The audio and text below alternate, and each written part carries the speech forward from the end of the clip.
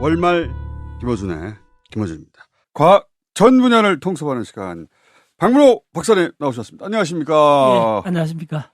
우리나라 사람들이 직접 체험하기 가장 어려운 게 빙하거든요. 지구상의 민물의 양을 따져보면 강이 있고 지하수가 있고 호수에 물이 있고 그 다음에 빙하에 물이 있는데 대략 몇 대 몇 대 몇으로 민물이 분배되어 있다고 생각하세요. 답은 뭐냐면요. 강이 최고 적습니다.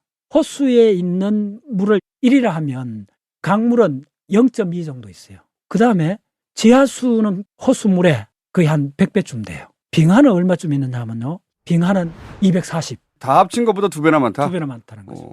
저도 처음에 빙하를 본 게 뉴질랜드에. 뉴질랜드 빙하가 놀라운 게 온대 지역이에요.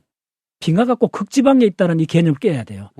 빙하를 보러 가는 사람이 반팔 차림으로 가요. 자, 빙하라는 거는 쌓였던 눈이 계속 쌓이는 거죠. 해마다. 일사량이 가장 많은 하진 날 이전해 겨울에 내렸던 눈이 다 안 녹고 1cm라도 남으면 그 다음에는 또 2cm가 되겠죠. 그렇죠.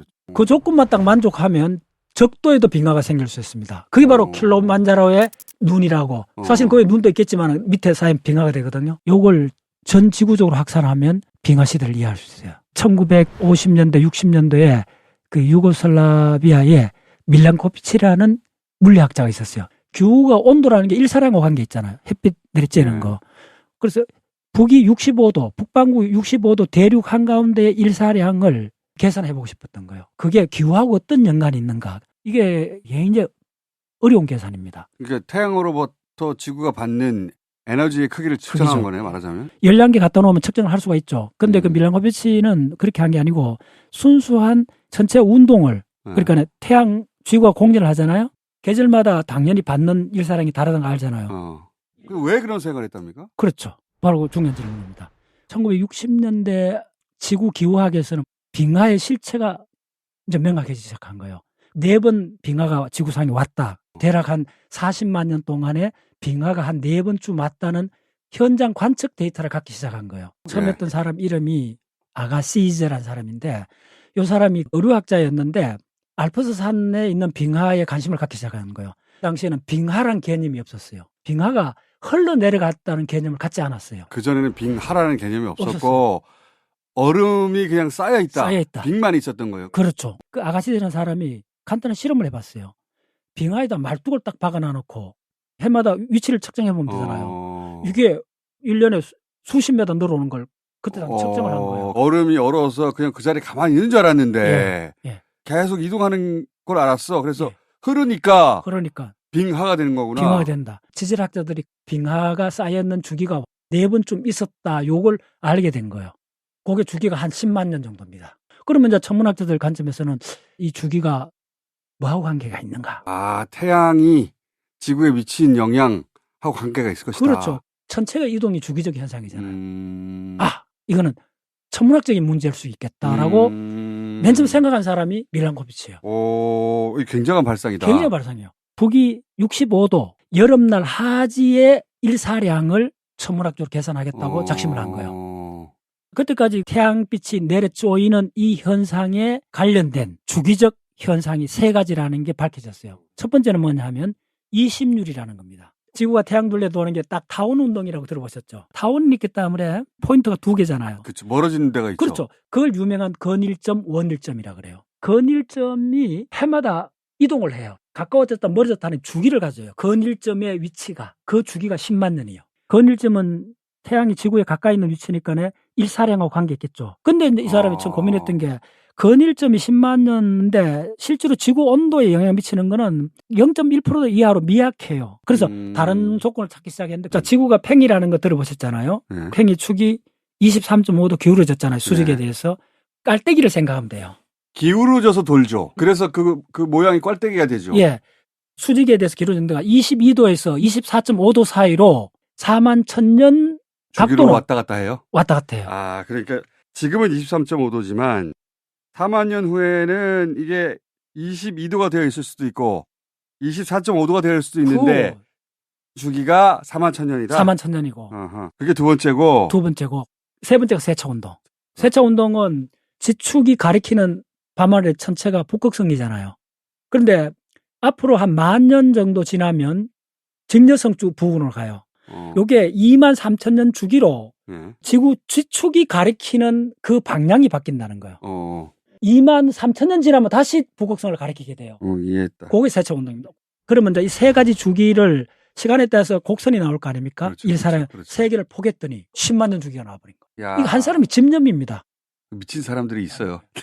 유고슬라비아 집회에 밀란코비치 초상화가 나옵니다. 대단한 일을 했네. 대단한 인물입니다. 네. 처음에는 센세이션 했는데 이게 실증적인 반대 증거가 나왔고 이 이론이 거의 폐기되다시피 해버린 거예요. 그러다가? 어떤 사건이 났냐면 60년대부터 해양 탐사에 막 태평양, 대서양, 인도양 밑을 드릴링을 했어요. 이제 그건 이제 그 가장 엄밀한 데이터들인데 제가 나왔던 미국 텍사스 A&M이 그 해양학으로서는 유명합니다. 그 남극 그 드릴링합니다. 텍사스 A&M 대학에 해양 탐사선이 있습니다. 지층을 뚫어가지고 해양학에서 가장 기본 노 데이터가 뭐냐면 그 콰라 그래요. 남인도양을 뚫어갖고 그 속에는 해양 동물성, 식물성 플랑크톤 껍질들이 있거든요. 탄산칼슘이거든요.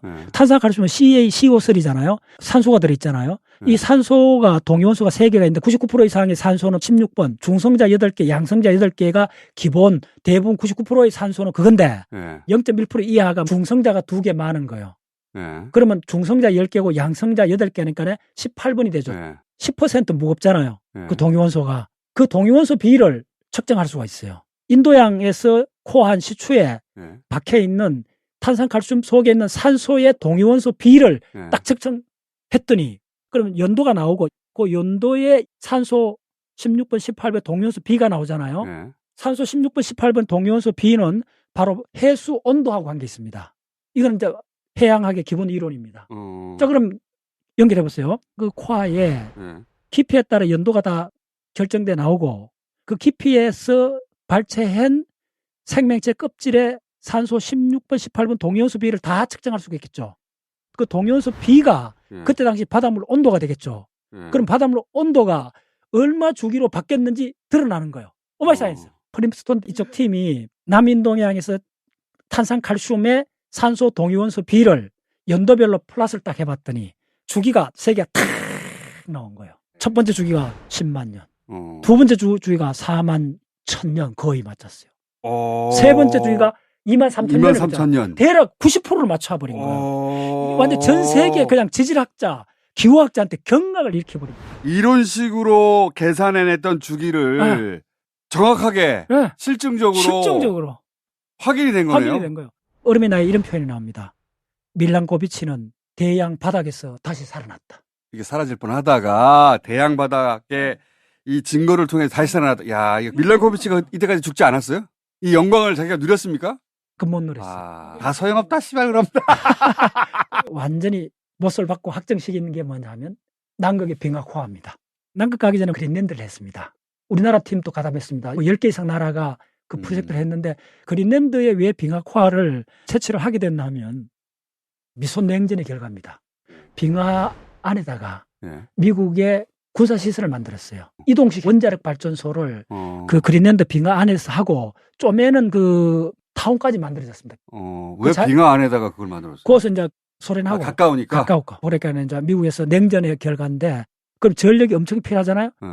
그 빙하 안에 간이 핵발전소까지 설치해갖고 대단하죠. 근데 그걸 하면서 미국의 과학자들이 이 빙하 코어를 나중에 기후학자들한테 쓸모가 있지 않느냐 하면서 채취를 해갖고 그게 콜롬비아 대학의 지구연구소에다가 보관을 해두고 있었어요. 지구의 온도의 비밀을 갖고 있을 수 있다고 처음 착안한 사람이 그린랜드가 덴마크 소속 땅이거든요.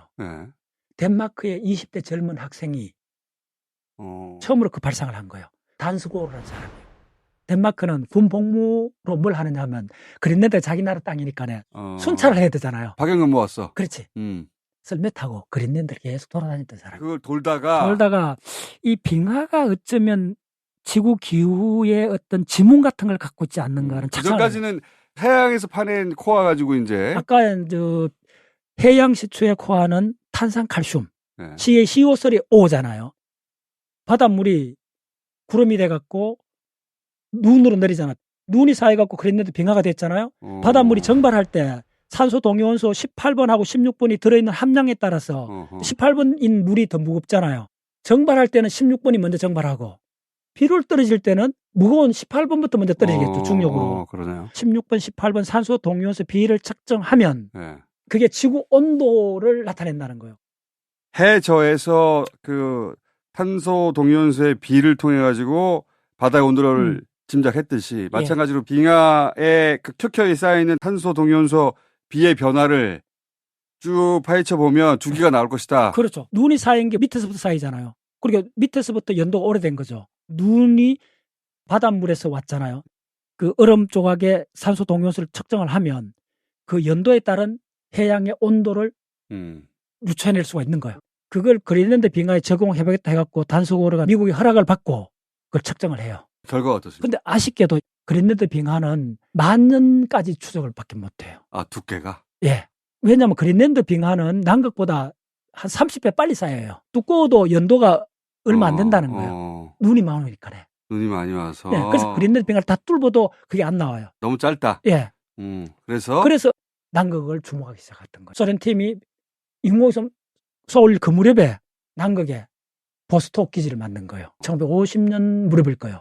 남극은 빙하가 기본적으로 3,000m 이렇게 됩니다. 근데 유럽에도 각국이 들어가서 드릴링하기 시작했던 거예요. 깊은 데는 100만 년까지 됩니다. 유럽의 과학자 중에 한 명이 웨수라는 학자가 얼음 속에 갇힌 이산화탄소를 추출해 갖고 측정하는 기법을 만들어낸 거예요. 빙하는 고체잖아요. 네. 눈은 구멍이 벙성벙성 있잖아요. 네. 그러면 밑에 있는 눈이 압착되겠죠. 압착되잖아요. 네. 압착 딱 돼갖고 완전히 얼음 결정으로 딱 바뀌는 그 순간 공기 방울이 갇혀버리는 거예요.